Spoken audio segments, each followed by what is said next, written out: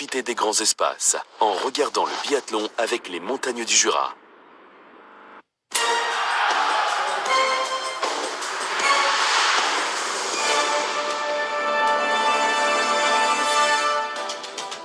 Bienvenue si vous nous rejoignez seulement maintenant pour un grand dimanche de biathlon et de sport. Le relais mixte, le premier de la saison, va démarrer dans quelques instants. L'équipe de France, composée d'Anaïs Chevalier-Boucher, Justine Brezas, Fabien Claude et Quentin Fillon-Maillet pour aller chercher la victoire. Anne-Sophie, Alexis, c'est à vous. Avec ces très belles conditions qu'on voit une nouvelle fois, un ciel presque éclairci donc ici à Oberhof et cette belle neige qui est tombée tout au long du week-end mais qui va laisser les biathlètes tranquilles semble-t-il sur ce relais mixte dont le départ va être donné maintenant.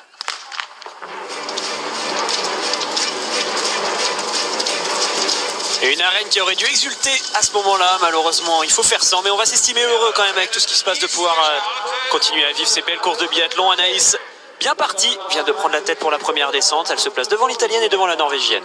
Anaïs Chevalier-Boucher, Justine Brezas-Boucher, Fabien Claude et Quentin Fillon-Maillet. Voici la composition de ce relais mix dont on va vous rappeler rapidement les règles.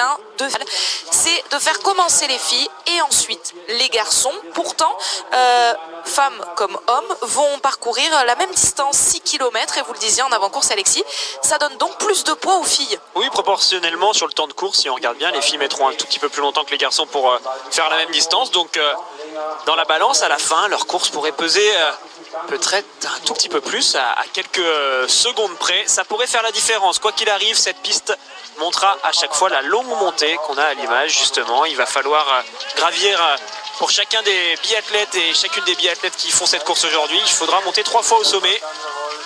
Et il peut y avoir des différences car on le rappelle, ce parcours est quand même très exigeant quoi qu'il arrive, même si on fait des distances assez courtes sur les relais aujourd'hui. 3 boucles, vous l'avez dit Alexis, entrecoupées de 2 passages sur le pas de tir, donc un couché et un debout pour chaque biathlète et à chaque fois, comme sur tous les relais, ils disposent de 3 balles de pioche pour blanchir les 5 cibles qu'ils auront à 50 mètres de distance. Allez, la France bien partie. Anaïs Chevalier-Boucher à l'image a décidé de prendre les devants. Ingrid Tendrevold et donc la première relayeuse pour cette équipe de Norvège. Il y aura Marte Olsbu Royseland ensuite. Ingrid Tendrevold qu'on n'a pas vue hier sur la poursuite tout simplement parce qu'elle a fini 73e du sprint. Elle a été en difficulté sur le pas de tir. Alors vous le voyez à l'image, on est vraiment sur un très beau site de biathlon avec Oberhof, une piste qui est large donc on peut se mettre largement à 2 de front sans être gêné. Anaïs qui fait un beau skill, elle a l'air de mettre dans la difficulté tout le monde. Elle se retrouve avec 3-4 mètres d'avance sur la deuxième qui semblerait être la norvégienne. Donc je disais un parcours avec une piste très large partout, pas de piège particulier. Il y avait avant un virage dangereux qu'on a retiré, qu'on a modifié en vue des championnats du monde qui arriveront dans 2 ans. Donc on est sur une piste où il n'y a pas de virage, de piège. Voilà, finalement le virage le plus dangereux c'est celui qu'on a à l'image actuellement. Et vous voyez, ça reste largement accessible pour les biathlètes. Pas de piège particulier. Donc normalement on ne devrait pas avoir de chute a priori dans ce premier tour, mais on va quand même se méfier. Et Anaïs, oui, qui semble avoir fait la différence. L'Allemande, par exemple, passe avec déjà pas mal de retard.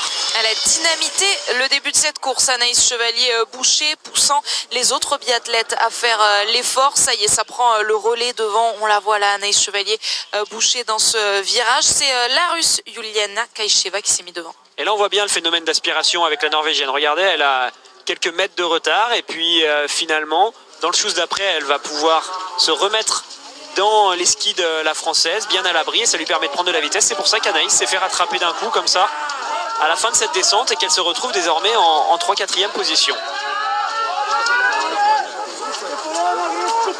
24 dossards sur cette start list, mais pas 24 nations, puisque, on vous le rappelle, les Bulgares qui devaient porter le dossard 21 ne participent pas à cette course, ni au relais mixte, ni au relais mixte simple, puisqu'ils comptent 6 cas de Covid positifs dans leur effectif, les Bulgares, qui sont donc mis à l'isolement. C'est donc ce dossard 12 de la Biélorusse, Dinara Alimbekova, qui est en tête. Oui, Alimbekova qui a décidé d'accélérer à la relance. Et vous le voyez, c'est elle qui a pris de l'avance sur tout le monde. Anaïs, pour l'instant, a fait le choix de ne pas revenir sur la Biélorusse. Alors, c'est toujours la même chose. Il faut regarder sur l'ensemble des 4 athlètes quand on choisit ses adversaires pour un relais. Et peut-être qu'Anaïs estime que Alimbekova, pour l'instant, n'est pas dangereuse. Alors, il va quand même falloir se méfier de cette équipe de cette équipe biélorusse qui, sur le papier, a fière allure. Kouchinkina avait le meilleur temps de ski sur le sprint. Elle sera la deuxième relayeuse. Derrière, on a Bocharnikov et Smolski qui sont deux athlètes qui peuvent tenir sur un relais de 6 km, qui sont deux très bons tireurs. Donc attention à ne pas trop laisser de marge à Alimbekova, même si logiquement tout le monde devrait revenir à son contact sur le long plat avant le pas de tir.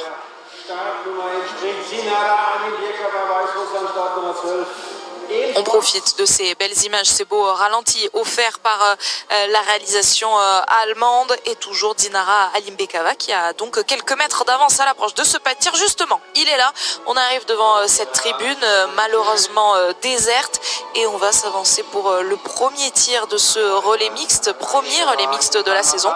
Je vous l'ai dit, ce sera donc un tir couché. Oui, elle a fait l'effort et personne n'a contré cet effort, a essayé de revenir. Alors, faut pas rêver, hein, le fait d'être tout seul comme ça devant, on prend le vent en pleine face. Anaïs, elle, qui est derrière une athlète, est mieux protégée. C'est des petits détails qui peuvent jouer quand on entre sur le pas de tir, mais on connaît son talent, Alimbekova. En tout cas, elle nous l'a bien présenté et bien prouvé sur le mois de décembre. Il faudra désormais compter avec elle. Et c'est elle qui va s'installer pour tirer la première sur ce pas de tir. À la cible correspondant à son dossard, à la cible numéro 12. Donc la France s'installe à la cible numéro 3. La Norvège, Ingrid Tendrevold, cible numéro 1. L'Italie à la 2. Oui, Alimbekova qui a déjà raté sa première balle. Peut-être qu'elle a tiré la plus vite, mais le fait de s'être mis à fond comme ça dans le premier tour a l'air de lui faire défaut. Désormais, il y aura 2 pioches pour la Biélorusse.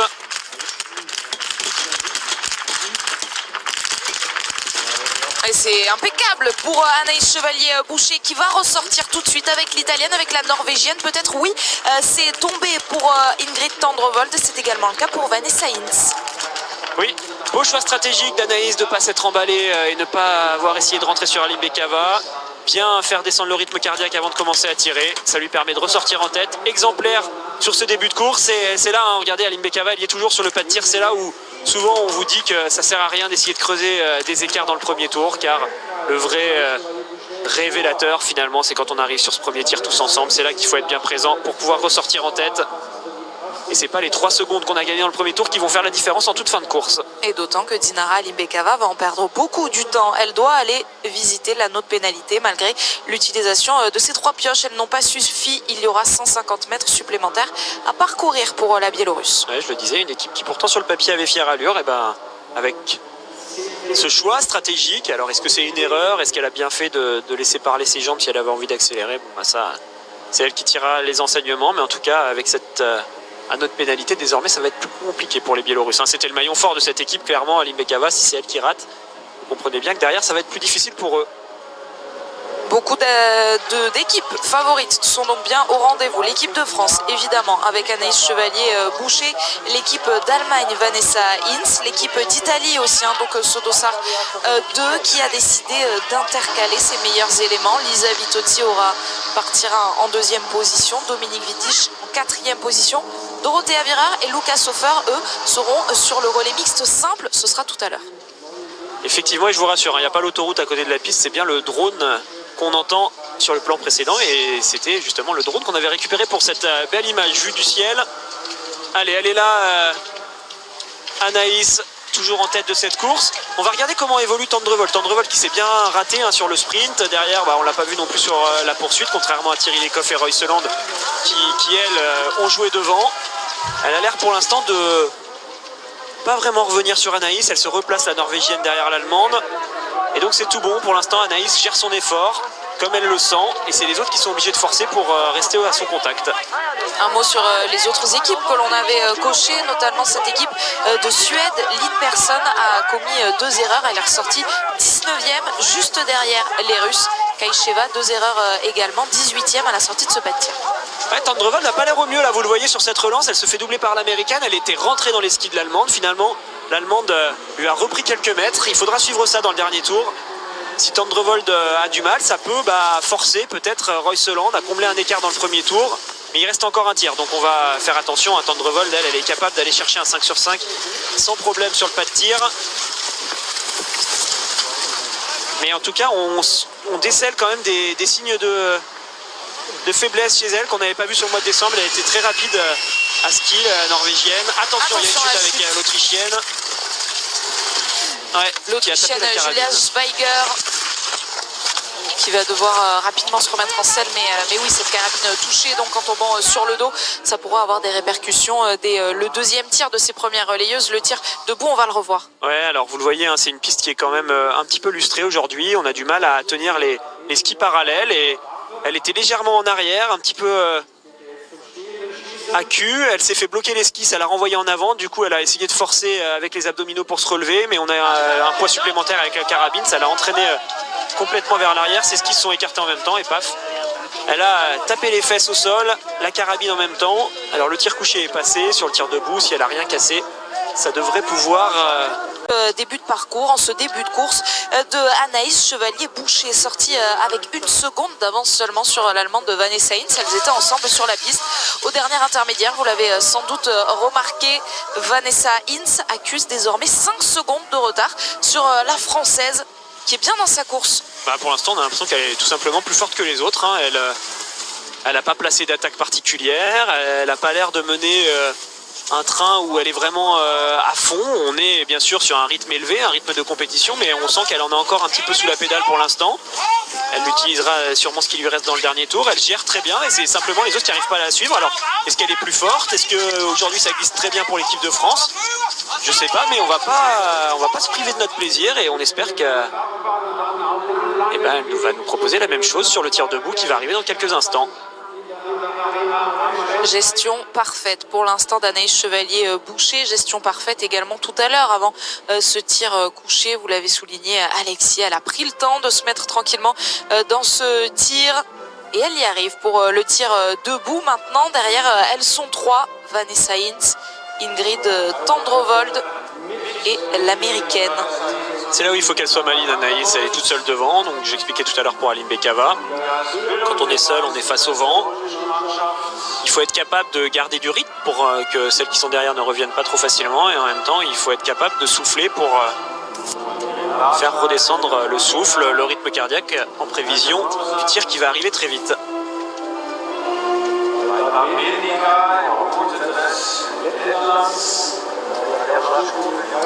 Et l'américaine dans ce trio de poursuivantes d'Anaïs Chevalier-Boucher qui est particulièrement en forme, hein, Claire Egan, qui a commis 2 erreurs sur le premier tir, 2 pioches, elle était ressortie 15e. Mais vous ne rêvez pas, elle est bien là, donc derrière Vanessa Hinz et Ingrid Tendrovold. Allez, pas de vent sur le pas de tir, un tir debout qui va pouvoir être engagé. Des conditions vraiment excellentes hein, pour le pas de tir d'Oberhof.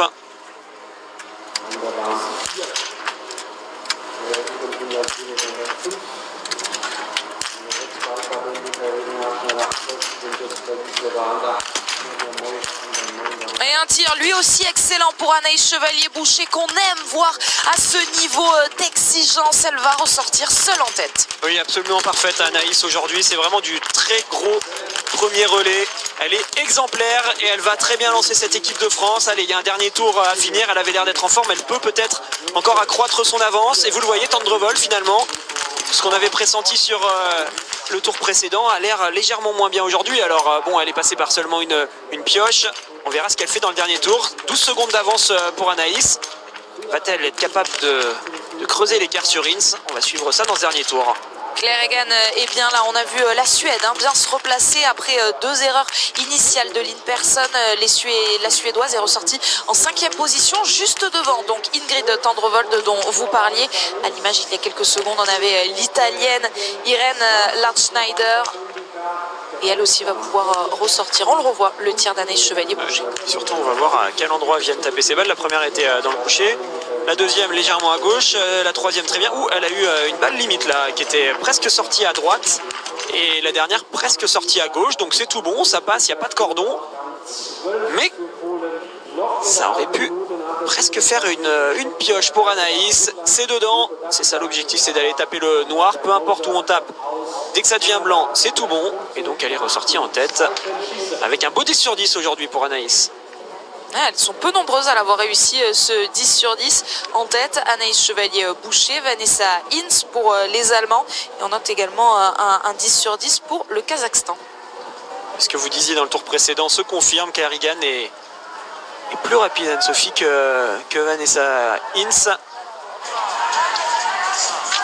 Ah, peut-être qu'elle est capable de revenir au contact d'Anaïs, hein, Claire Egan. On va se méfier, elle a l'air d'être bien. Et surtout, ce qu'on va regarder, c'est l'évolution des deux combinaisons qui arrivent là-bas au fond. Hintz a l'air dans le dur, hein. Elle est en train de piocher là.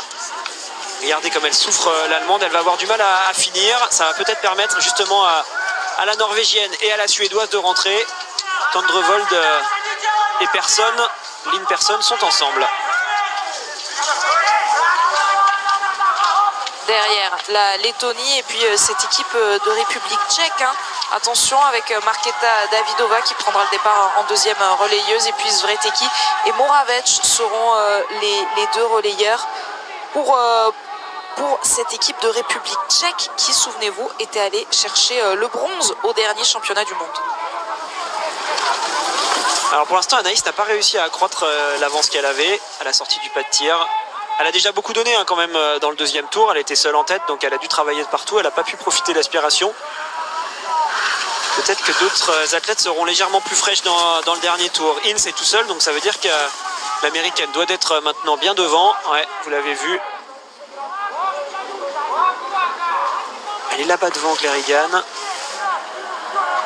On va toujours se méfier, hein, du coup de cette descente où l'Autrichienne est tombée dans le tour précédent. Il y a parfois des plaques de glace ou des petits pièges qui viennent se former avec le passage des athlètes. C'est là qu'elle était tombée tout à l'heure, c'est là qu'il faut se méfier. Ça passe en tout cas pour la Finlandaise, la Polonaise et la Tchèque. Et l'intermédiaire vient d'être déclenché pour Anaïs. Il y avait à la sortie du pas de tir 12 secondes d'avance sur l'Allemande et l'Américaine. Il y en aura 10 sur l'Américaine et il y en aura 12, toujours pareil, sur l'Allemande. Allez, Anaïs Chevalier-Boucher qui doit résister jusqu'au bout au retour de cette américaine pour donner le relais en tête à Justine Brezaz-Boucher, deuxième relayeuse de ce relais mix. Ce sera bien à nouveau des filles et il va y avoir des très grands noms. Marte Olsbu, Royseland pour la Norvège, Lisa Vitozzi pour l'Italie, Denise Herrmann pour l'équipe d'Allemagne, alors que Vanessa Hintz semble en difficulté.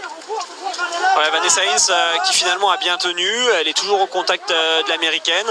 Anaïs qui reste avec le même écart mais qui n'accroît pas son avance, et c'est surtout Tendrevold, hein, qui a bien temporisé finalement dans le deuxième tour. J'avais l'impression qu'elle était moins bien, mais là c'est l'inverse qu'elle nous montre. J'ai l'impression qu'elle a beaucoup de dynamisme encore sur cette fin de course, et la Norvégienne a repris 3 secondes à la Française. Vous la voyez, elle est là-bas en bas, la Norvégienne, juste devant la combinaison bien jaune de la Suède qu'on voit. Allez, il faut tenir jusqu'au bout. On est dans la dernière grosse montée de ce parcours. Derrière, ça redescend et ensuite il y a le long plat en direction des prochaines relayeuses. Anaïs ira passer le relais à Justine. 2 filles et 2 garçons pour ce relais mixte. Il y aura seulement une fille et un garçon pour le relais mixte simple. Ce sera juste après. Et notez qu'entre les deux courses, on garde l'antenne et on vous propose une très belle page cyclisme. Beaucoup de choses à vous dire et on va notamment parler autour de Messaoud Benterki du Tour de Provence. Marion Rousse sera avec nous, tout comme Claire Brécogne. Soyez bien au rendez-vous. Pour ce Tour de la Provence, ce sera donc entre les deux courses. Mais pour l'instant, la France est en tête de ce relais mixte et Anaïs Chevalier-Boucher passe le relais à Justine Brezaz-Boucher. La France est devant. Allez, prendre un peu de vitesse, elle va arriver vite, Anaïs. Hop, on se touche corps à corps. C'est tout bon pour ce premier relais. Bravo Anaïs, c'était parfait. Rien à rajouter de plus et on souhaite la même chose à Justine. Et finalement, Vanessa Hintz qui a réussi à garder cette dizaine de secondes. Claire Egan et Vanessa Hintz qui donnent le relais dans la même seconde. Marte Olsbu Royseland également s'était lancé. Le relais est donné pour la Norvège, tout comme pour l'équipe de Suède. Allez, je vous propose de marquer tout de suite une petite pause et on se retrouve juste après pour ne rien manquer du reste de cette course où la France est en tête.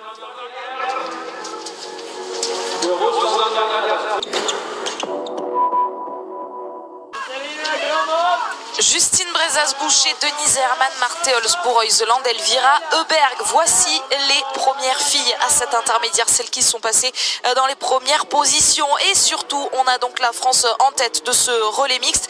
Mais pas de surprise pour l'instant. Avec les noms que je vous ai cités, toutes les nations favorites sont bien là. Oui, et très honnêtement, vous n'avez rien loupé dans ce premier tour.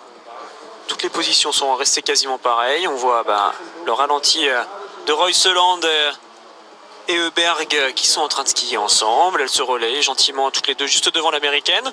Denise Herrmann est devant là-bas au fond en deuxième position et Justine toujours en tête avec environ 10 secondes d'avance sur l'allemande. On va voir si sur la fin de tour Denise Herrmann en profite pour reprendre encore quelques secondes sur Justine, mais pour l'instant tout le monde est en train de gérer. C'est souvent comme ça, hein, dans le premier tour d'un relais, on est sur une vitesse de gestion et puis ensuite c'est vraiment dans le dernier tour qu'on accélère. J'ai l'impression que Denise Herrmann, elle essaye quand même de faire l'effort pour reprendre du temps à Justine et revenir à son contact. Marthe Olsbourg-Heuseland et Elvira Heuberg qui participent donc à ce relais mixte. Juste après, il y aura un relais mixte simple. Thierry Lecoff et Johannes Beu, c'est la composition pour l'équipe de Norvège. Anna Heuberg et Sébastien Samuelsson, ce sera le cas pour la Suède. Et puis Julia Simon et Emilien Jacquelin, ce sera pour la France.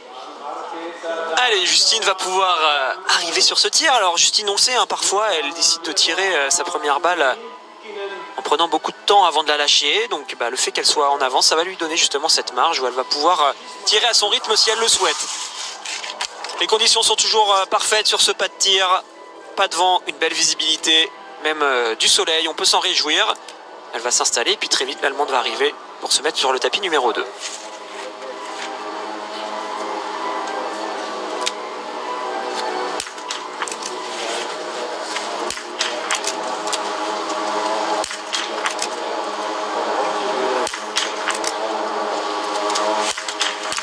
Perturbée par les biathlètes autour d'elle, Justine Brezas-Boucher capitalise cette avance. Attention à la chute à la sortie du pas de tir, elle va perdre quelques secondes, mais on espère rien de grave. La France est en tête. Ouais, elle a glissé sur la plaque de glace qu'il y avait à la sortie de son tapis. Alors ça, c'est des pièges qui arrivent parfois sur les pas de tir.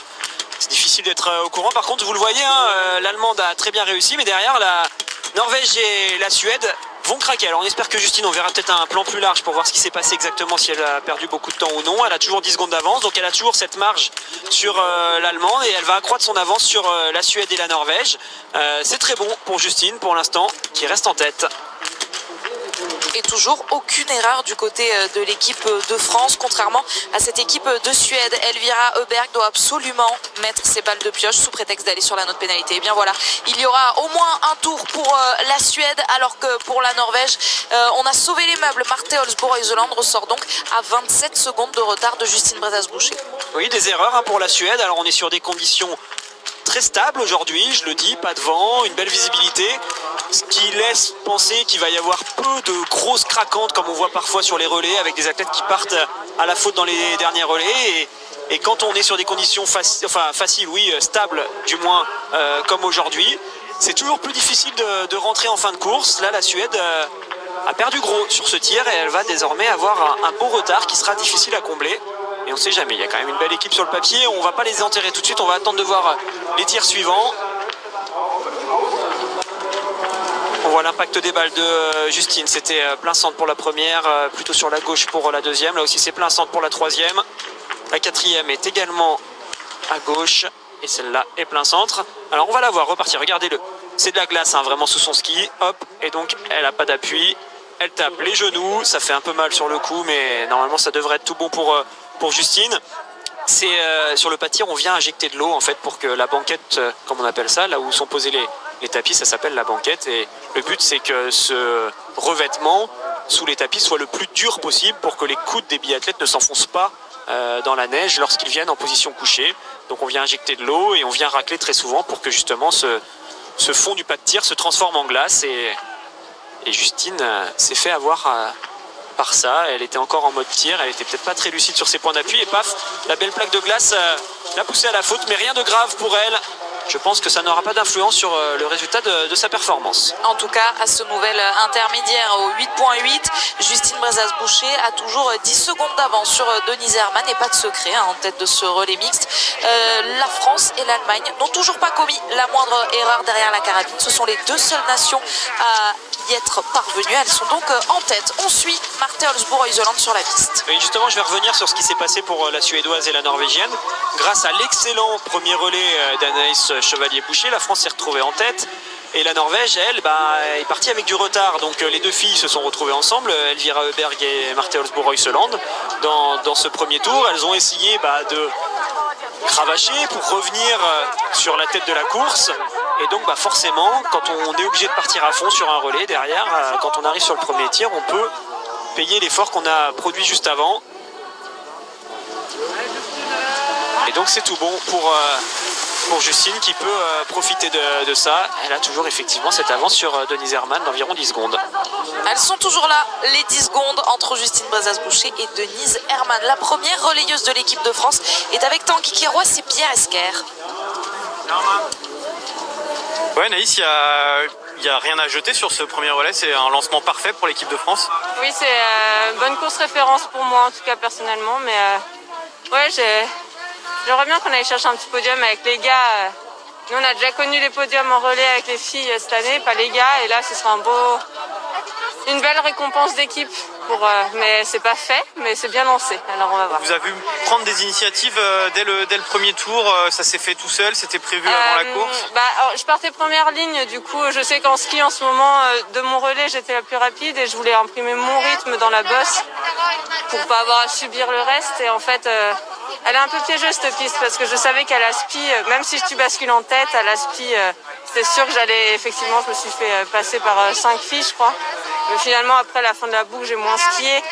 Et voilà, mais j'ai pris les choses à mon compte parce que j'avais envie de le faire, parce que j'ai les moyens de le faire en ce moment. Et que voilà, j'avais envie de jouer devant. Un dernier mot sur l'aspiration. C'est vrai que dans la descente, on arrive très vite, je crois, pas loin de 70 km/h. Ouais. Il y a eu une chute là dans votre relais. Ça se gère comment ça? En fait, elle n'est pas dangereuse, contrairement aux années d'avant. Par contre, moi, je la trouve extrêmement rapide et c'est vrai qu'on n'a pas l'habitude d'aller si vite sur des skis de fond. Et il faut vraiment tenir les skis. Et je suis pas étonnée, j'étais même surprise qu'hier, il n'y ait pas eu plus de chutes. Et en fait, dans le dernier tour, où par exemple, j'avais beaucoup plus d'acide dans les jambes, tenir les skis vraiment parallèles, c'est dur. Et ouais, je la trouve, elle est quand même exigeante dans ce sens-là où ça va très vite et il faut être tout là. Merci Anaïs. Merci. Une piste exigeante qui pour l'instant réussit parfaitement aux Françaises. Justine Brezas-Boucher arrive pour un 10 sur 10 on l'espère. Oui, et bien sûr, on reviendra sur ce qu'elle nous a expliqué Anaïs sur cet aspect particulier de la haute vitesse dans la descente. Mais avant ça, on va déjà se tendre pour regarder le tir debout de Justine qui rentre encore une fois seule en tête. Elles sont devant et oui, les phénomènes d'aspiration du coup sont plutôt en faveur des groupes qui se forment derrière. Mais bon, l'objectif c'est d'être devant. Les Françaises le sont toujours et on espère qu'elles vont le rester à l'issue de ce tir.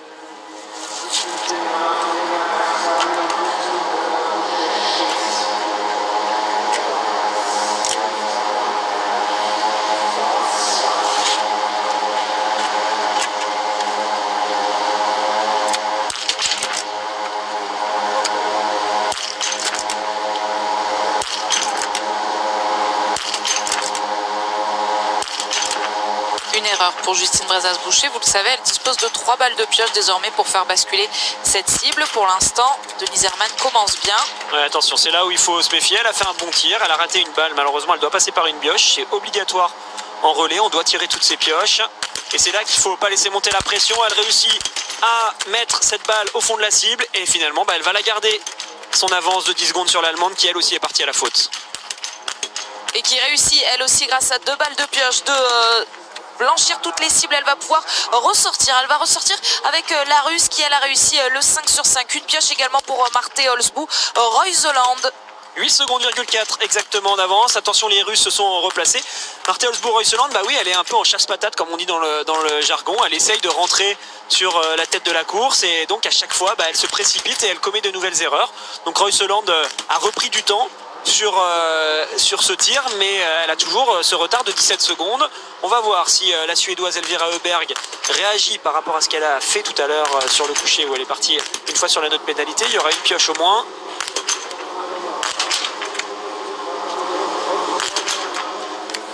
On voit justement ce geste de la balle de pioche qu'on doit prendre avec le gant, l'enfoncer dans le trou du canon. C'est pas toujours évident. Voilà, parfois les balles peuvent se coincer, on peut avoir de l'agacement, le stress qui monte. Lisa Vitozzi à l'image parvient à mettre cette balle de pioche. Elle en a eu besoin de la Suédoise Elvira Öberg. Elles vont ressortir ensemble. Elvira Öberg qui va devoir vraiment s'arracher dans le dernier tour. Alors c'est sa force d'être explosive sur une distance aussi courte. Elle peut être performante. Il va falloir que Lisa Vitozzi s'accroche à cette combinaison jaune, car là c'est vraiment la bonne locomotive pour elle. Mais vous voyez déjà en rien que quelques mètres, elle a pris 2-3 secondes d'avance sur l'italienne sans rien faire.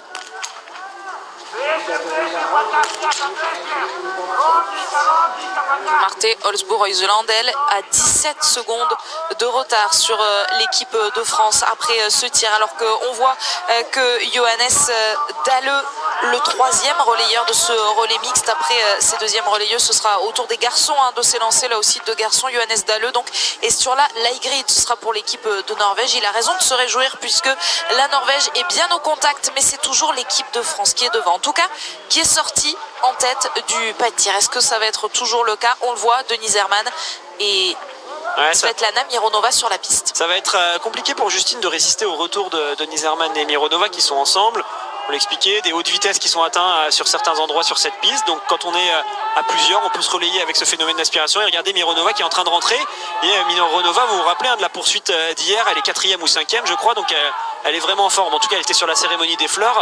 Elle est là, la Russe, sur ce début janvier. Il va falloir compter avec elle sur les skis. Elle a carrément déposé Denise Herrmann. Reuseland, elle, est toujours là à environ 15 secondes. Et on va avoir finalement un duo qui va se retrouver en tête avec la Russe et la Française.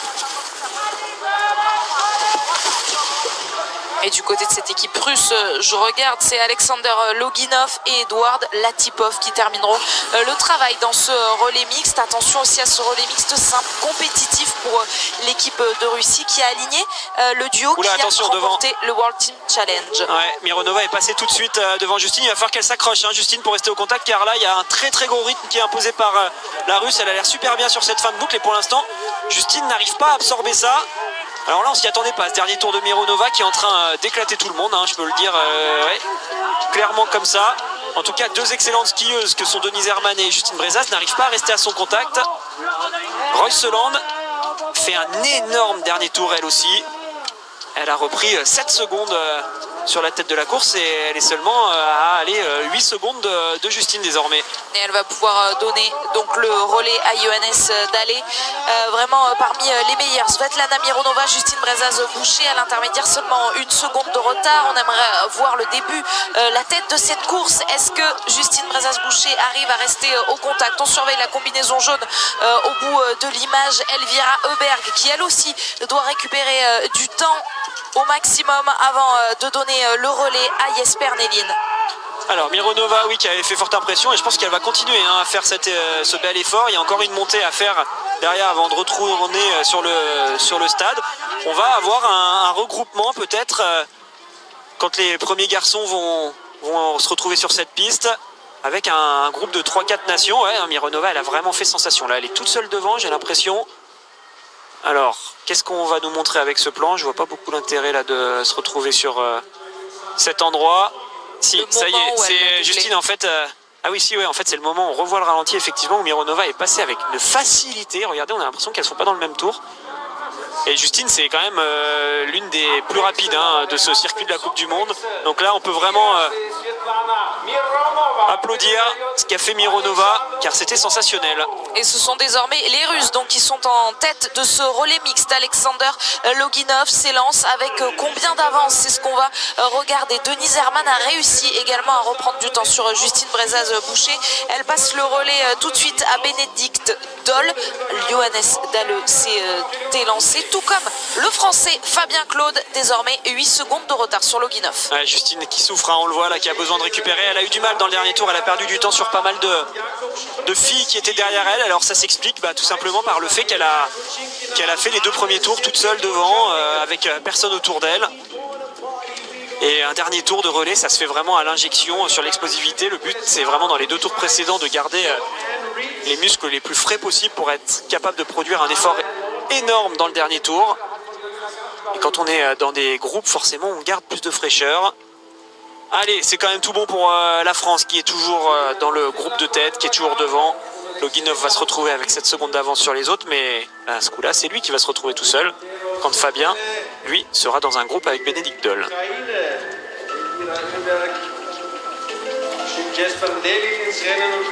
Fabien Claude qui était le meilleur français hier sur la poursuite, qui est donc logiquement aligné sur ce relais mixte aujourd'hui. Il y aura ensuite Quentin Fillon-Maillet pour terminer. Quentin qui était en difficulté en début de week-end. La course d'après, la course du rebond pour Quentin Fillon-Maillet, on la verra après le tour des troisièmes relayeurs, comme pour les précédents, hein. Toujours ces 6 km à parcourir, mais on vous l'a dit en début de course, Alexis vous l'a dit, ça risque d'aller plus vite donc, puisque les garçons parcourent la même distance. Lisa Vitozzi donne le relais à Thomas Bormolini, l'Italie est 14e. Ouais, Lisa Vitozzi, c'est pas facile pour elle hein, cette saison, on sent qu'il manque quelque chose. Attention, Bénédicte Doll a l'air de vouloir partir à fond. Est-ce que Fabien va décider de rester dans ses skis? Vous le voyez, le Russe est donc seul devant. Le Norvégien a en point de mire Fabien et Bénédicte Doll. Donc là, l'objectif pour lui, c'est de rentrer tout doucement sur ce duo qui est juste devant. On entend Fabien en même temps, on entend Frédéric qui encourage Fabien dans ce tour. Alors qu'on voit une concurrente qui s'est fait laper. Donc ça veut dire qu'elle s'est fait prendre un tour, ça s'appelle comme ça hein, dans le règlement de l'IBU, c'est on se fait laper quand on se fait prendre un tour, et donc on est obligé de s'arrêter, et son classement pour la Roumanie sera figé à ce moment-là, au moment où elle vient de se faire doubler par Loginov. Vous voyez la lettonne là-bas devant va malheureusement subir le même sort dans quelques instants. Regardez, elle est là, la lettonne. Loginov avec la combinaison bleue va rentrer sur elle. Et donc elle va devoir s'arrêter sur le bord de la piste.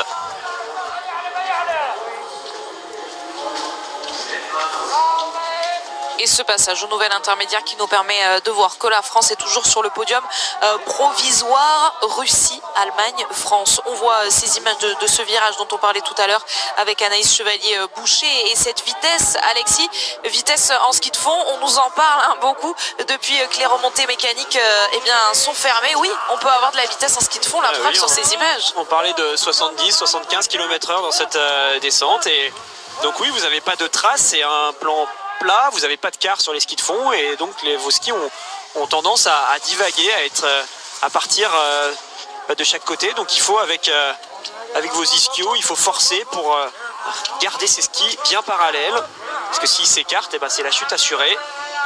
Et à de telles vitesses, c'est pas toujours évident. Si on remonte à quelques années en arrière, peut-être que Vincent Defrane pourra nous en parler, il a dû la connaître cette piste. À l'époque, il y avait vraiment une descente qui allait encore beaucoup plus vite. On partait de tout en haut et on descendait carrément en ligne droite dans le sens de la pente. Et on arrivait en bas avec une compression assez hallucinante à tenir pour les cuisses des biathlètes. Et il y avait beaucoup de chutes. Beaucoup de biathlètes tombaient en arrière sur leurs fesses au moment où cette compression était atteinte. Donc on a fait des modifications pour que la piste et la descente soient désormais plus accessibles. L'effort de Fabien Claude et de Bénédicte Doll pour tenter de garder le même écart sur Alexander Loginov à l'approche du premier tir pour les troisièmes relayeurs. Ce tir couché, Fabien Claude et Bénédicte Doll qui sont parvenus à bien rester ensemble sur cette piste et essayer peut-être de profiter de la moindre erreur du Russe pour reprendre la tête. Oui, les positions dans le dernier tour des filles ont légèrement été remaniées avec voilà, Mironova qui a fait un dernier tour sensationnel, donc Loginov se retrouve en tête, et puis quand même un gros dernier tour également de Royseland qui a bien replacé son équipe avec Johannes Dalle qui est revenu au contact. Donc c'est avec ces quatre là qu'on va devoir compter désormais. La Russie à la cible 1, la France et l'Allemagne ensuite, mais tout de suite derrière il y aura la Norvège qui est désormais à rien du tout de la tête.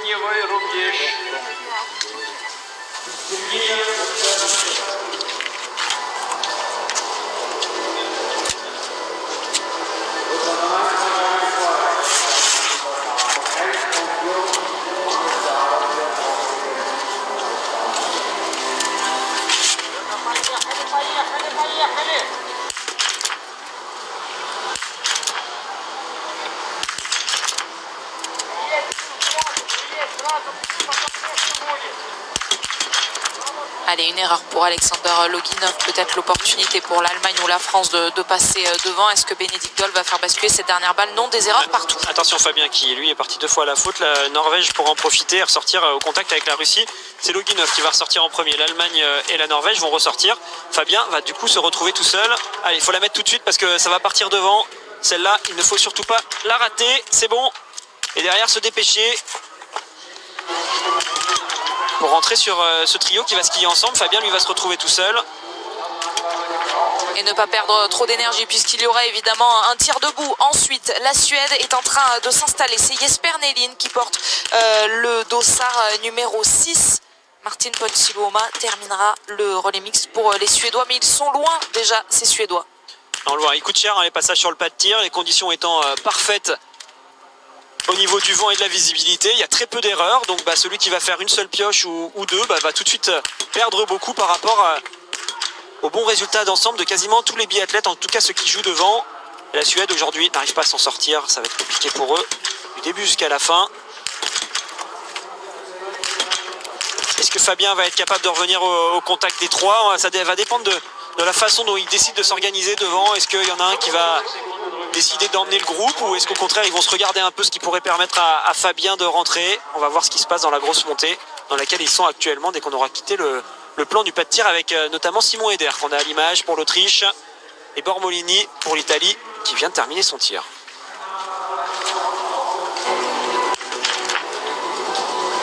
On revoit l'impact des balles d'Alexander Loginov sur ce tir couché et on voit bien son erreur.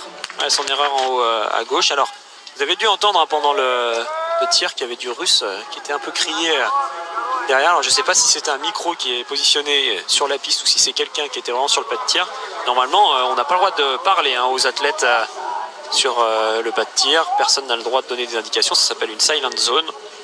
Donc quoi qu'il arrive, de toute façon, c'était pas la voix d'un entraîneur. Je pense que c'était plutôt la voix d'un présentateur ou d'un commentateur pour en discerner au loin. Et un autre quinquas, ça devait être des indications pour que Loginov règle son tir. On voit que Bénédicte Doll a qu'un seul bâton. Il a dû se passer un petit quelque chose juste avant qu'on récupère cette image. Tout de suite, l'un de ses techniciens vient à son secours, lui donne son bâton et derrière, il faut cravacher pour rentrer. Hop, c'est là qu'il a perdu. Ouais, décidément, il y a un problème avec cette marque de bâton qui, comme hier, non, c'est pas la même marque de bâton que ce qu'on avait vécu avec Anna Heuberg hier. Et il a été très malin, très intelligent, très lucide. Il a tout de suite enlevé sa poignée pour vraiment se défaire complètement de son bâton et pouvoir en récupérer un nouveau sans être gêné. Des images que sont en train de scruter le staff de cette équipe d'Allemagne sur l'écran géant qu'on imagine. En phase de conséquences, Bénédicte Doll accuse un petit peu de retard, quelques mètres, quelques secondes. Un nouvel intermédiaire va pouvoir nous le dire. Et conséquence donc, Fabien Claude va avoir davantage de facilité à revenir sur lui. Ah là, clairement, ça fait les affaires de Fabien, car au lieu d'être tout seul, il va rentrer sur Bénédicte Doll. Vous voyez, il a un point de mire, au lieu d'avoir un point de mire à 10 secondes, il en a désormais un à 3 secondes. Ça, c'est un objectif pour lui. Attention, les Biélorusses sont bien revenus dans le match. Bocharnikov est là, à seulement 17 secondes. Les Suisses également vont passer dans quelques instants avec Benjamin Weger. Voilà les 6 équipes qui devraient être en mesure de jouer le podium du jour. Et on revoit Loginov, qui est un athlète qui, en général, quand il est devant, demande quasiment jamais le relais. Il fait son effort. C'est un peu le style russe. Ils ont l'habitude de ne pas la jouer tactique. Ils font tout simplement le boulot s'il doit être fait. Je me rappelle à l'époque quand je me retrouvais souvent avec Garanichev dans des compétitions, et je pouvais me faire 4-5 tours derrière lui. Il ne demandait jamais à ce que je passe pour prendre un relais. Donc on voit que Johannes Dahlé pour l'instant en profite et reste derrière le russe.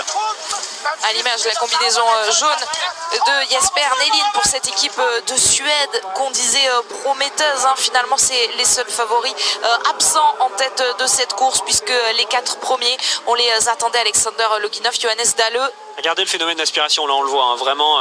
Johannes Dahlé, là, il est en train de récupérer beaucoup plus que s'il était tout seul à devoir forcer. Il est complètement à l'abri derrière le russe. Ça lui permet de se relever, ça lui permet de faire circuler le sang correctement dans ses jambes. Ça lui permet également de bien faire redescendre son rythme cardiaque.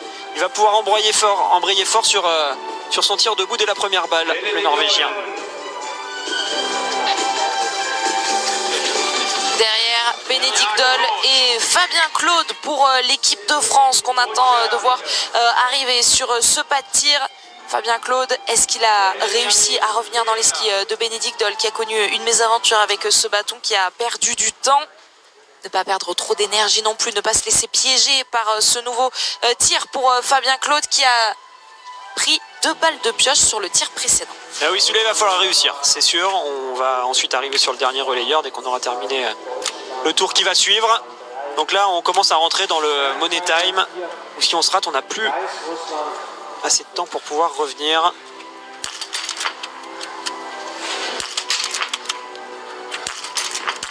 Ah, finalement, Johannes Dalle m'a fait mentir. Il a décidé de prendre le temps avant de lâcher sa première balle, mais c'est peut-être pour mieux réussir derrière. Il y aura une pioche pour Loginov. Pour l'instant, le Norvégien est parfait. Ça y est, il part lui aussi à la faute. Ça pourrait permettre à l'Allemagne et à la France de revenir au contact. Il y aura une erreur pour tout le monde finalement. Allez, une seule pioche pour Fabien. Il peut ressortir avec l'Allemand et le Norvégien. Ah, dommage. Puisque Bénédicte Doll et Johannes Dalle vont donc pouvoir ressortir ensemble tous les deux. Ils ont fait basculer leur dernière cible dans la même seconde. Fabien Claude va quand même pouvoir ressortir. Elle est la 4e position pour l'équipe de France. Et toujours donc ce petit retard sur le duo norvégien-allemand. Ouais, 2 doubles pioches pour Fabien. Bah, forcément, il a perdu du temps 2 fois de suite sur le pas de tir. Il a dû faire l'effort dans le tour précédent. Ça risque de coûter un peu cher dans ce tour. On va voir s'il est capable de rester à 19 secondes de Loginov et à seulement 9 secondes de l'Allemagne et de la Norvège. Il y a Bocharnikov qui devrait être avec lui. Allez, courage à Fabien. Là, dans ce tour, il va falloir rester solide, mais ça va être difficile. On aura ensuite Quentin qui partira pour l'équipe de France et tout restera à faire pour pouvoir remonter sur ce podium. Edouard Latipov pour les Russes. Et les Suédois qui sont vraiment en train de vivre un relais infernal. Ça a mal commencé, il y a eu un tour de pénalité directement avec les filles et là il va y en avoir encore un je pense. Alors il lui reste des pioches pour pouvoir descendre les deux balles. Ouais. Il y aura un tour de pénalité pour cette équipe de Suède, encore un. Ouais, c'est souvent comme ça, hein, quand ça commence mal, derrière on essaye de revenir et on se précipite et au final on fait qu'empirer les choses. Ce sera la même chose pour l'Ukraine qui va elle aussi aller sur l'anneau de pénalité. Quentin Fillon-Maillet donc sera le dernier relayeur pour l'équipe de France, vous l'avez dit. Edouard Latipov, je le disais, ce sera pour l'équipe russe. Martin Ponsiluoma, ce sera pour l'équipe de Suède, mais les Suédois vont être loin. Regardez, Jesper Nelin est à peine en train de commencer cet anneau de pénalité. 150 mètres supplémentaires tout à l'heure. Il sera raccourci sur le relais mixte simple. Relais mixte simple, c'est la course que l'on vivra juste après. Mais notez qu'entre les deux courses, page cyclisme exceptionnelle puisqu'on accueille Marion Rousse pour nous parler du Tour de la Provence. On va dévoiler le parcours tous ensemble autour de Claire Brécogne et Messao de Benterki. C'est juste après la course. Elle est intéressante cette image. Si vous étiez là avec nous hier dans l'entre-deux-courses, on a parlé de la superbe tenue de carabine de la Aigrid lors de son réarmement. Là c'est complètement un tir différent pour Loginov. Ça peut être intéressant de l'enregistrer si la régie m'entend, cette image qu'on vient de voir, pour la réétudier plus tard sur des avant-courses. Loginov bouge beaucoup sa carabine entre ses balles, ce que ne fait pas du tout la Aigrid qu'on prend actuellement comme exemple au niveau du tir. Et on pourra peut-être les comparer tous les deux pour voir cette opposition de style, mais Loginov un sacré palmarès, donc comme quoi, même avec des stratégies différentes, on peut réussir en biathlon. Allez, il est tout seul devant pour l'instant le Russe. La Norvège passe en 2e position. Bénédicte Doll ensuite. Et j'ai l'impression que Fab est en train d'être costaud là dans ce dernier tour. Il reprend du temps. Non, il est toujours avec le même écart finalement sur la Norvège et en tout cas sur l'Allemagne. Et on va pouvoir le comparer tout à l'heure, ce tir dont vous parlez Alexis, puisque sur la Aigrid sera lui le dernier relayeur pour cette équipe de Norvège. Les Norvégiens toujours 2e, Johannes Dalle qui voit devant lui Alexander Loginov toujours en tête. À l'image devant Alexander Loginov, c'est un athlète qui est dans le tour précédent qui va se faire la paix avec ce dossard 22. Il s'agit du Kazakhstan. Donc c'est bien Alexander Loginov, le Russe, qui est en tête. 2e position la Norvège, 3e position à domicile Bénédicte Doll qui lui va donner le relais à Arne Pfeiffer dans quelques instants. C'est très dynamique sur ce dernier tour. Alors on vous le rappelle, les hommes font comme les femmes aujourd'hui, seulement 6 km. C'est une distance qui est extrêmement courte pour des biathlètes de faire seulement 6 km. Donc là on est quasiment sur un sprint à la fin où tout le monde s'arrache à fond. Loginov a été solide, il est resté devant. On a derrière le Norvégien qui a réussi à se détacher de l'Allemand. Et Fab, qui je l'espère va rester à ce contact d'environ 10 secondes de retard sur l'Allemagne. Ils ont brillé tous les deux hier, Johannes Dahle et Sturla Leigrid. Ils sont de la même année, 1997. Ils ont posté des photos sur les réseaux sociaux. Je vous invite à aller les voir, c'est très sympa. Et ils se donnent le relais donc à l'image avec 3 secondes de retard sur l'équipe russe. La Norvège deuxième donc et l'Allemagne. Arnd Pfeiffer prend le départ. Allez, Quentin Fillon-Maillet pour espérer remonter sur le podium pour l'équipe de France. C'est largement possible, seulement 18 secondes de retard pour Quentin Fillon-Maillet sur Edouard Latipov, 4e relayeur pour les Russes. On va avoir un dernier relais de fou, ça va être génial là, cette fin de course avec la France qui peut croire au podium et puis allez, les 4 grosses nations qu'on attendait qui sont là aux 4 premières places, ça va être un beau spectacle. Et avant de revenir à ce spectacle, on va voir Justine Brezas-Boucher en zone mixte.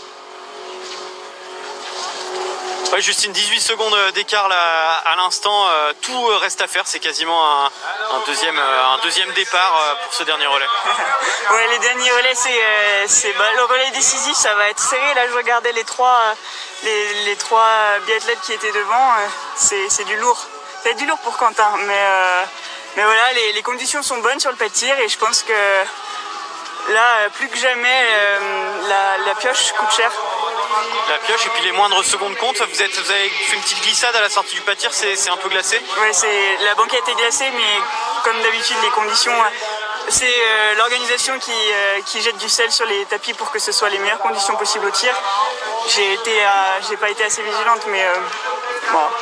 Après, la piste est exigeante aussi et ça fait des écarts. Je pense que sur le dernier tour, ça peut. Ouais, c'est un relais qui est surprenant. C'est un des relais les plus longs de la saison, donc il reste tout à faire. Ouais, on a vu notamment, parce que Denise Herrmann ou vous êtes dans les meilleurs temps de ski de la saison. On a vu Mironova dans le dernier tour faire un sacré numéro. Eh oui. Ouais, je l'ai revu venir de. Après, en fait, derrière. Dans la grande descente du fond, si on est dans les skis de quelqu'un, on a une aspiration de fou. Moi, mes skis fonctionnaient dans le dernier tour, hein, mais elle m'est revenue extrêmement facilement sur la relance. Et puis derrière, elle a accéléré et moi, j'ai coincé. Bon, on va suivre la course ensemble, merci. Et espérons que Quentin Fillon-Maillet, lui, ne coince pas au passage de l'intermédiaire. Il est bien, très bien, le Français. Il a gagné du temps, alors que devant, ils skient ensemble. Edouard Latipov et Sturla Leigrid pour la Russie et la Norvège. Ouais, pour l'instant, Leigrid n'a pas pris ses responsabilités. Il a décidé de rester derrière le Russe. Donc ça pourrait permettre à Quentin de reprendre quelques secondes peut-être. On va voir, tout dépend de la vitesse du Russe. Alors regardez, c'est là le phénomène d'aspiration qu'expliquait Justine. Regardez Leigrid, pour l'instant il est derrière, il va rien faire. Il va se contenter d'être en chousse et il va pouvoir se décaler pour passer. Alors le Russe finalement lui ferme la porte. Et regardez, le Norvégien a quand même désormais plus de vitesse. Il faut prendre l'image de 2 Formule 1 qui vont exactement à la même vitesse avec exactement le même moteur. Elles sont toutes les deux à fond dans la dernière ligne droite. Et finalement, celui qui est derrière va réussir grâce à l'aspiration à engranger 1 ou 2 km/h de plus pour pouvoir finalement doubler celui qui est devant. Alors là, Leigrid a choisi de rester derrière, mais regardez, Quentin est rentré sur Pfeiffer et ce qui pouvait pas se pressentir est en train de se confirmer. Le fait que Leigrid ne passe pas devant Latipov, ça permet aux autres de rentrer par derrière. Ouais, 10 secondes de gagné donc pour Quentin Fillon-Maillet. Il y avait 18 secondes d'écart sur la Russie au passage de relais, moins de 9 secondes désormais pour Quentin Fillon-Maillet. Donc la France qui est provisoirement sur le podium, puisque Pfeiffer et Quentin Fillon-Maillet sont vraiment en train de skier ensemble. Oui, c'est sûr que pour Leigrid, c'est nouveau ce genre de situation. C'est pas évident pour lui de savoir vraiment ce qu'il y a à faire. Il se retrouve avec Latipov qui normalement est un cran en dessous en ce moment sur les skis. Alors qu'on revoit justement ce phénomène qu'on essaye d'expliquer avec cette descente à très haute vitesse. Quentin qui se retrouve bien derrière l'Allemand. En plus là c'est une montagne. Pfeiffer c'est vraiment l'un des athlètes les plus costauds du circuit. Donc je peux vous dire que quand on est à l'abri derrière lui, il n'y a pas une goutte d'air qui vient vous ralentir. Ça y est, Leigrid est passé et je pense que il compte sur sa solidité sur le tir pour faire la différence. Et c'est pour ça qu'on le voit patient pour l'instant sur la piste. Et il a brillé hier, l'Allemand Arnd Pfeiffer, meilleure remontée du jour sur la poursuite. Il était parti avec le dossard 47 et à la faveur d'un excellent 20 sur 20. Il a terminé 10e de la poursuite. Il est donc pour l'instant devant Quentin Fillon-Maillet sur cette piste, à vouloir une 3e place pour l'instant, puisque c'est Sturla Leigrid et Edouard Latipov qui sont en tête. C'est vrai qu'il y a du Martin dans le ski de Leigrid là sur certaines parties. cet élan là où il a beaucoup d'envergure sur ses plats. Alors que regardez, pourtant Pfeiffer lui est plus grand et plus costaud encore, mais il a beaucoup moins d'envergure sur ce plat. Et Martin justement utilisait cette envergure, je le répète une troisième fois, mais utilisait vraiment ça pour se déplacer sur ces longs plats. Et on le retrouve visuellement sur certaines positions chez la Hagrid. C'est lui-même qui nous avait expliqué qu'il s'était beaucoup inspiré du champion français. Allez, ils s'installent ensemble sur la light grid. Édouard Latipov jusque derrière, Anne Pfeiffer et Quentin Fillon-Maillet pour l'équipe de France. Premier des 2 tirs de ce dernier relais.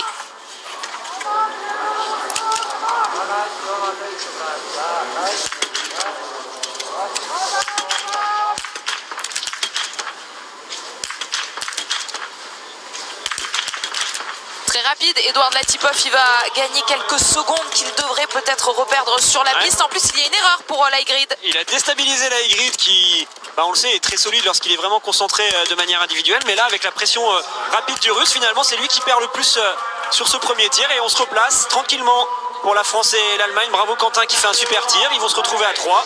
Le Russe tout seul devant. Allez, on va peut-être avoir un dernier tir avec presque 4 athlètes qui seront ensemble. Anne Pfeiffer, Quentin Fillon-Maillet et sur la light grid sortent à une quinzaine de secondes de retard sur Édouard Latipov. Le Russe, est-ce qu'il va tenir ce Russe qui a tiré très rapidement sur ce tir couché? Il y aura un debout pour faire la différence. Ça va être la folie ce dernier tir. On aime quand les conditions sont bien comme ça, qu'elles sont stables, que ça se joue pas avec des rafales devant ni rien. Il faut que tout le monde soit au meilleur du niveau pour pouvoir rester devant. Latipov a été incroyable là, sur ce tir, vraiment un tir ultra rapide pour un couché. C'était beau à voir, ça a fait caler la Hagrid, tant mieux pour le spectacle. Ils se retrouvent à 3 derrière, ils vont certainement reprendre du temps sur le Russe dans ce tour à ski. Et derrière, on va avoir le bouquet final sur le dernier tir, un tir debout où tout peut se passer. Et qu'on va tous savourer et que Fabien Claude va regarder avec du stress sans doute. Il est avec Tanguy et Pierre. T'as dit quoi les temps et tout? À 12? Ouais Fabien, 14 secondes d'écart là après le tir couché, tout est encore possible pour la première, pour la deuxième, pour la troisième place, mais même pour sortir du podium. Ouais, c'est clair, c'est la beauté du biathlon. Beaucoup de choses vont jouer sur ce dernier tir. On voit que c'est un relais où ça fait des pioches, quelques-unes, mais on peut pas se permettre d'aller tourner ou même déjà se faire 3 pioches, prend beaucoup de retard. Donc voilà, faut que Quentin fasse son truc, j'ai confiance en lui et ça va le faire. Comment il va justement Quentin? On l'a pas vu hier sur la poursuite, ça faisait plusieurs années qu'il avait pas couru une poursuite. Il est dans quel état d'esprit? Je l'ai vu très content qu'avec les coachs je lui fasse confiance, ça c'est sûr. Et je pense que ça va vraiment lui faire du bien. Je le vois faire un beau tir et s'affirmer sur ce debout. Et je pense que voilà, Quentin c'est quelqu'un qui a beaucoup d'orgueil dans ce genre de situation et on l'espère revanchard en tout cas. Merci Fabien.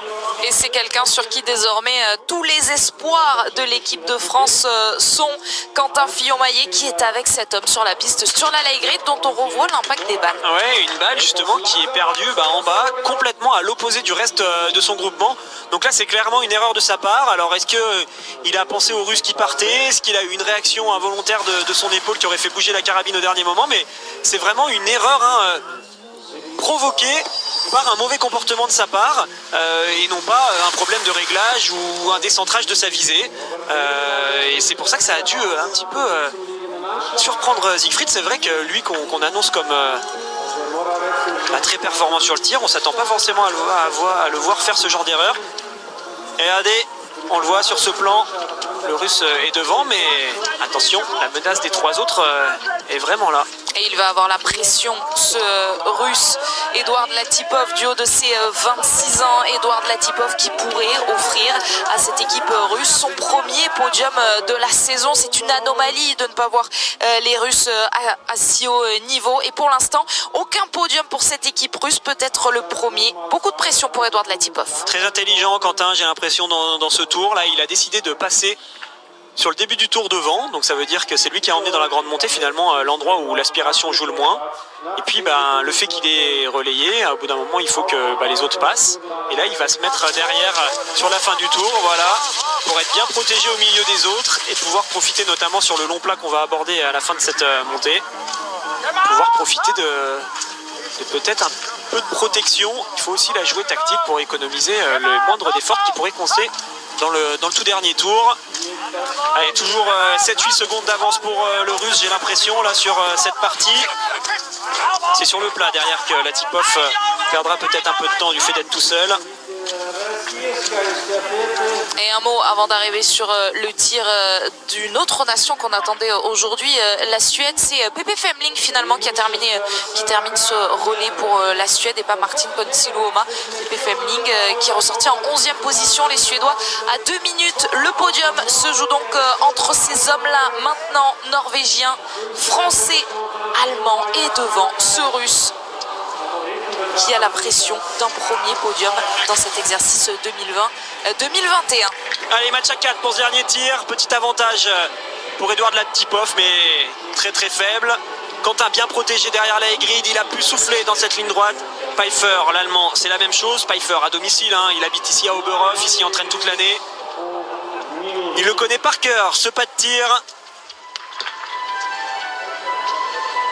Ça va être stressant, mais là honnêtement on ne pouvait pas rêver d'un plus beau final sur ce relais mixte. Et encore une fois, pas de vent.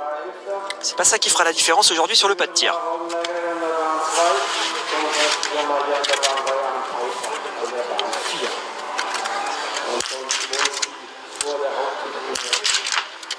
Allez, Latipov ouvre la porte, ça peut passer désormais pour la victoire pour ceux qui sont derrière. Une erreur également pour l'équipe d'Allemagne. Est-ce qu'on va avoir le match franco-norvégien? Oui, Quentin. Oui, Quentin Fillon-Maillet, elles sont toutes Il va dedans. sortir tout Et seul. il est seul, Quentin Fillon-Maillet. Exceptionnelle réaction, grand champion Quentin Fillon-Maillet.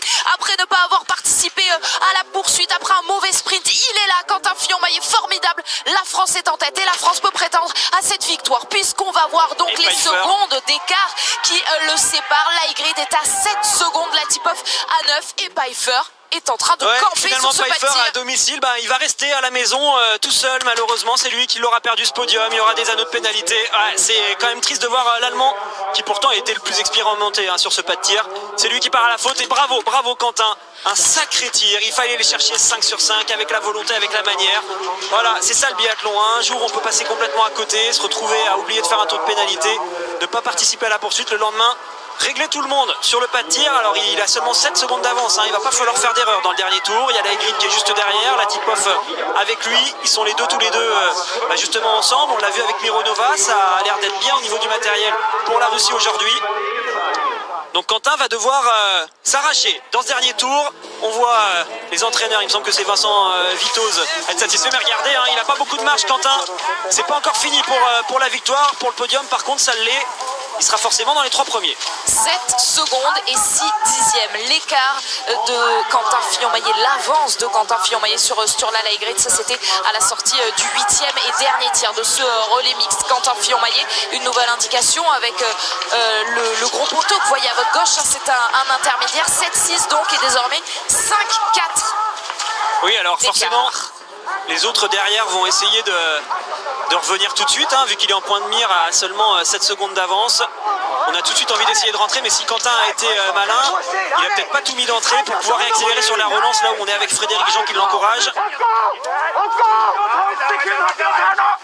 Allez, Quentin il peut tenir, ils vont avoir un avantage désormais, le Russe et le Norvégien.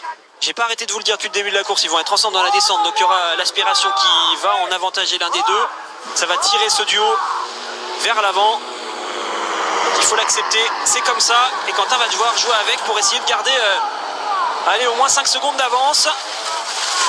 Quelle formidable réaction de Quentin Fillon-Maillet qui a failli sur le sprint vendredi en terminant 84e. On vous le rappelle, c'était une erreur sur le pas de tir qui l'a pénalisé. Il n'a donc pas participé à la poursuite, mais les entraîneurs lui ont renouvelé sa confiance. Le petit coup d'œil derrière pour Quentin Fillon-Maillet pour savoir si la menace norvégienne, la menace russe est bien là. Et oui, ça rentre, ça glisse pour la Norvège. Laigrid, il a des sacrés skis parce qu'il est revenu tout seul à la glisse. C'est pas une partie où il fallait forcer, c'est vraiment pendant le schluss. Même le Russe qui était à l'aspiration n'arrivait pas à rester au contact du Norvégien. Donc il va falloir se méfier sur le plat. La glisse, ça jouera aussi. Et ils sont là désormais. On aura un finish et un sprint à 3. La France va être sur le podium, la Norvège aussi, la Russie également. 42 courses sans podium pour la Russie. Edouard Latipov va bien réussir à poster les Russes sur ce podium. Mais à quelle place?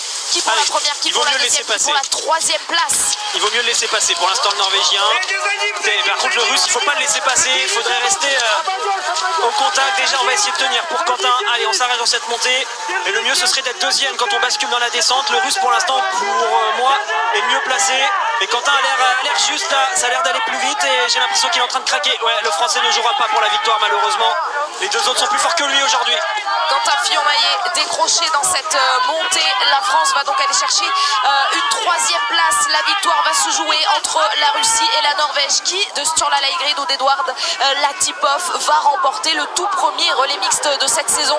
Est-ce que ça va se jouer au sprint? Est-ce que le Norvégien va réussir à prendre les devants?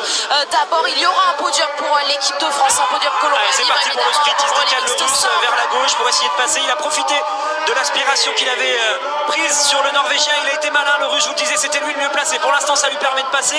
Par contre, attention, la ligne droite est encore longue. Ouais, c'est la Russie qui va la gagner. Il est devant, il a été malin, Edouard Latipov, et il a su tirer profit au mieux de cette aspiration, de la configuration de cette piste. La Russie remporte donc le premier relais mixte de la saison. Norvège 2 et un nouveau podium pour l'équipe de France avec cette formidable réaction aujourd'hui de Quentin Fillon-Maillet. L'équipe de France va être sur le podium avec Anaïs Chevalier-Boucher, Justine Brezas-Boucher et Fabien Claude qui sont en train de féliciter le dernier relayeur des Bleus, Quentin Fillon-Maillet.